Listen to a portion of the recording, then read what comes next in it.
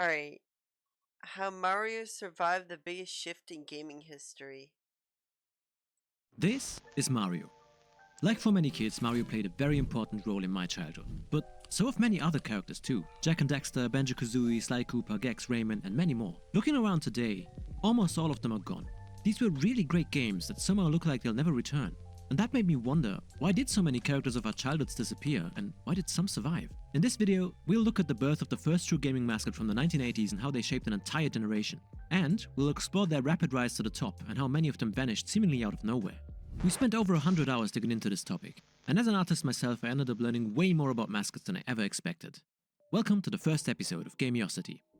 If you ever wondered when modern gaming really took off, when the foundations for the industry we know today and the characters we still love were first laid, you don't have to look much further than the 1980s. The games industry was booming, and even if you factor in the very real shock of the 1983 Atari crash, the long-term trajectory was unmistakably upward. At the time, new titles were flooding in. Space Invaders, Donkey Kong, Galaga, Frogger.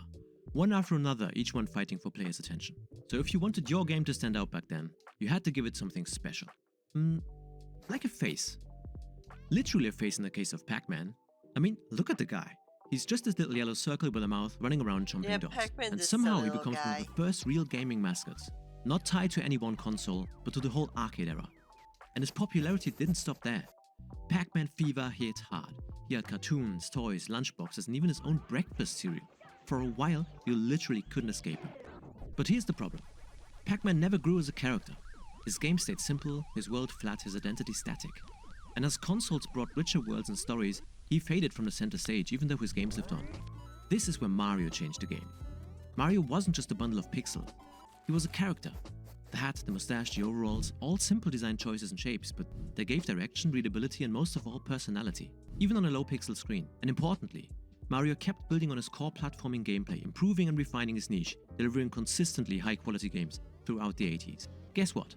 This caught the attention of Nintendo's biggest competitor at the time, a company that was also trying to sell its own console, Sega. They noticed Mario's success and quickly realized what was happening. Mario wasn't just a hit game, he was selling hardware. So Sega set out to create their own mascot to do the same. Their first attempt was Alex Kidd, a character quite similar to Mario, but not nearly as successful. And maybe it's just I've me, but never I heard assume of kids this. just really didn't want to play as a kid who was somehow even less cool than themselves. Anyway, after Alex though, Sega came up with something that completely changed the playing field, and it turned them into a serious competitor, a character with speed, attitude, and mass appeal. Sonic the Hedgehog. A youthful rebel who fully embraced Sega's underdog position and in doing so perfectly represented the brand at the time. Sega now had a great game on their hands and a character strong enough to carry it. This marked the beginning of an era where mascot characters became more and more important in the gaming world. The two original mascots were born, and they were at war. It's out brand new 16-bit Super Nintendo with Super Mario World. Wow! What's this one? Oh, this is a Sonic the Hedgehog from Sega Genesis. And when Sony entered the scene with the PlayStation a few years later, things became really chaotic. If you think the 2010s were a console war, the 90s was something else entirely, especially when it came to advertising.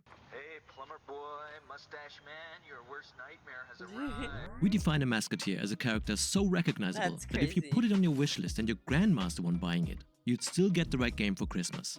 A character so iconic that you can ask someone who's not deep into games to draw it from memory, and even if it's a bit rough, you can still tell who it's supposed to be. And yes, we're talking about a character that can represent a brand worldwide, not just in a single market. Sorry, Toro. So, Nintendo had a mascot, the dominant one. And Sega entered the race with Sonic. And Sony?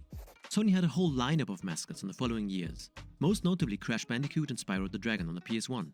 But there was one important difference. These characters weren't actually owned by Sony. This dramatically changed the whole strategy, but we'll get to that in a minute. In the meantime, more and more memorable characters joined the battle as third-party publishers jumped on the mascot bandwagon too. Spyro. They created stylized iconic designs either to secure exclusive deals with platform holders, or to simply give their brand a recognizable face that appealed to a younger audience. And the numbers these franchises pulled were no joke. They can absolutely stand next to modern blockbusters. Crash Bandicoot sold around 6.8 million copies, Sonic sold well over 15 million units, helped of course by being bundled with the Sega Genesis.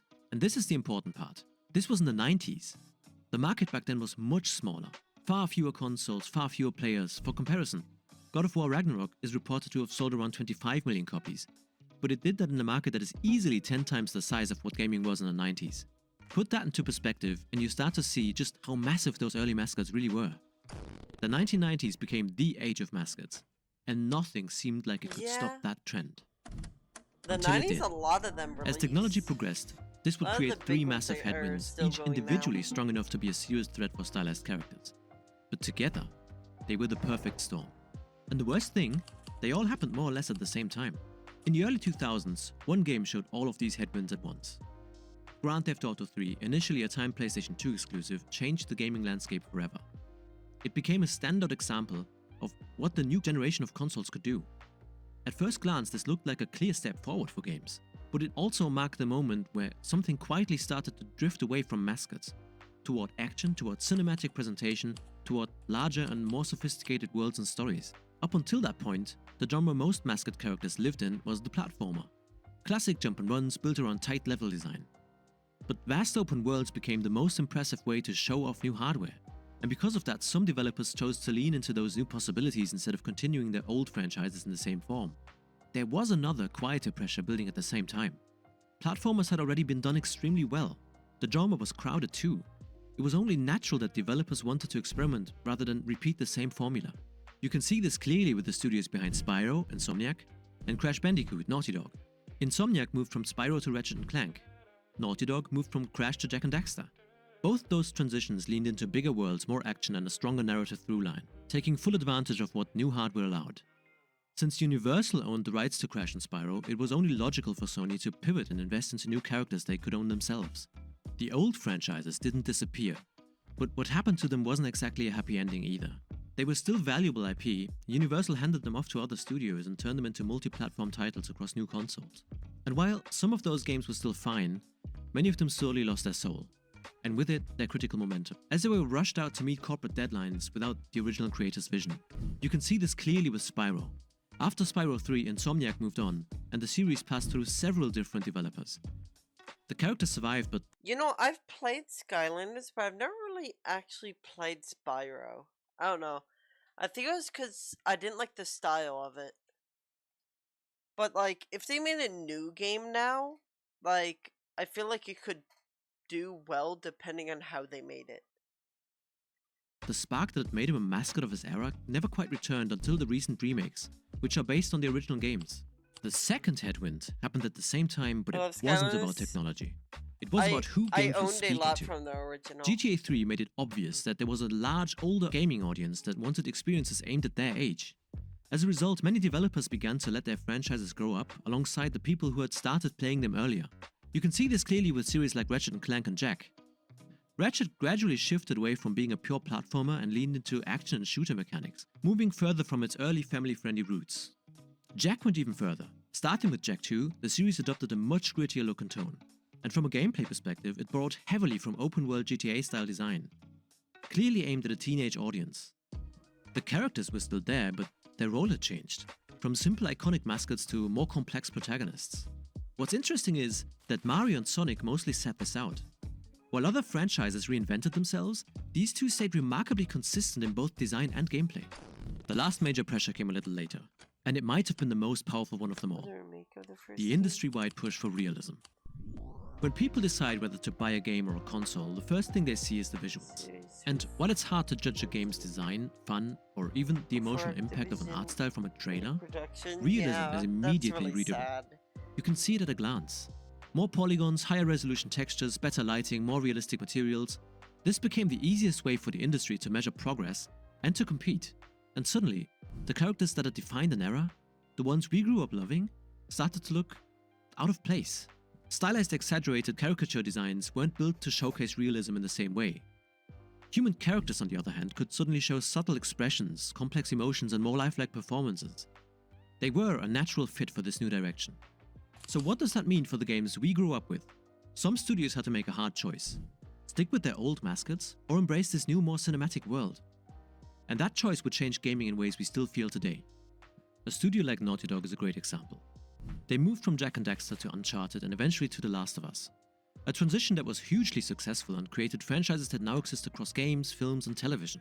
The sales backed that up. The Last of Us sold over 6 million copies in its first year alone. But this success also meant one of the best studios out there is unlikely to ever return to their stylized legacy. almost every studio made the same choice. The next PlayStation generations were filled with incredible, iconic characters. Kratos, Aloy, Nathan Drake, Joel, Ellie, leading some of the best Yeah. games ever made. True. But while these characters were awesome in their own right, released they weren't really good mascots in the sense that we're characters, talking about. but there they were weren't really exceptions. mascots, Sackboy yeah. briefly filled that role, stylized, expressive, and pushed heavily as a face of PlayStation. But even he couldn't escape the larger shift. As realism and cinematic scale took over, characters like him simply couldn't compete on the same terms. I believe this demonstrates the key point.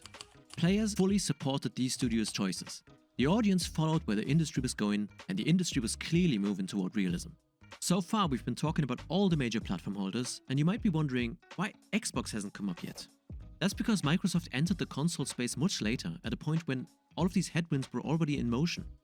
As a result, their flagship character Master Chief was realistic from the start and clearly aimed at an older audience too. In that sense, Xbox was actually well positioned from day one. Attempts to create a more traditional, kid-friendly mascot later on just never landed the same way. And by the way, this whole shift wasn't limited to platform holders. Ubisoft, as an example, followed a similar path, moving away from its more stylized roots with franchises like Rayman and Beyond Good and Evil, and doubling down on realistic worlds such as Assassin's Creed, Far Cry, and the Tom Clancy games. When you put all of this together, it becomes clear why GTA 3 mattered so much. It wasn't just a hit. It was an early warning sign, a canary in the coal mine for stylized, mascot-driven games. So, with so many things aligning against stylized characters, why did Mario survive while so many others vanished? Mario has a few big advantages over other characters. He was an early mascot, consistent, instantly recognizable, and backed by high-quality games year after year. Nintendo built an identity around him long before most studios even thought about branding. Then, instead of abandoning the formula, they expanded it. Spin-offs, experiments, reinventions. But always with care and only after he was a household name. He also never really Mario aged has with his so many audience. spin-offs While too. mascots like Ratchet and Jack matured into action-adventure heroes, Mario stayed family-friendly. And that proved to be invaluable. Today, Nintendo almost has a monopoly on welcoming first-time players into gaming. Every new generation meets Mario first. That early bond breeds lifelong loyalty, nostalgia, and a steady renewal of fans. In that sense, Nintendo isn't just serving itself. It's serving the entire gaming ecosystem.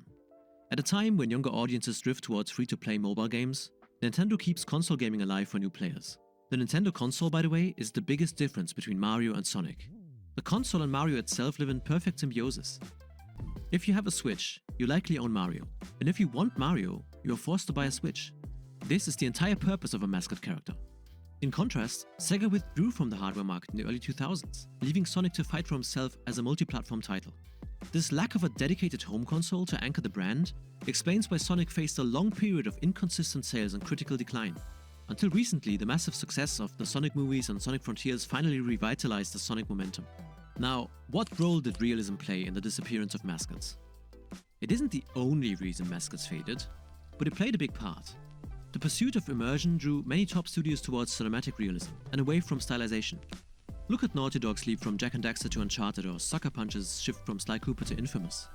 Those moves were wildly successful, but also they closed the door on their mascot roots. So where does that leave us now? If realism is hitting a point of diminishing returns, and if style once again becomes a powerful selling point, what happens next? There are some signs of change on the horizon. Many early mascot characters have surged back to importance recently. Strong remakes of Spyro and Crash and rumors of a Spyro 4 are in the news recently. And Sonic Frontiers was a massive sales success. Yo, But the where's most key Frontiers example of 2 them at, all, though? in 2024, Astrobot, a bright, playful, mascot-driven adventure by Team Asobi, swept Didn't Astrobot like win Game of the Year? I still have no idea what Astrobot is at all. multiple Game of the Year awards and sold millions. Yeah. Astrobot! The cute little robot is the epitome of a console mascot. His spaceship is literally a PS5. Against all odds, it stood shoulder to shoulder with hyper-realistic blockbusters. Whether Astro can remain the face of the brand in the long term remains to be seen. It takes years of consistency to build a legacy, but right now, he's in a damn good position. So all in all, it certainly feels like we're at a turning point. Maybe these success stories are just coincidences, one-off outliers, or just the right game at the right time. Or maybe it's something bigger. Maybe it's the first sign that mascots are ready to return to the spotlight. Not as nostalgia acts, but as proof that joy, color, and personality still belong at the very center of gaming. What do you guys think? Will Astrobot establish itself as long-term Sony mascot? And does a console even need a mascot these days? Let us know in the comments. If you stayed until this point and want to help us reach more people and make more essays like this, please consider to like and subscribe to our channel. We appreciate it. Thanks for watching.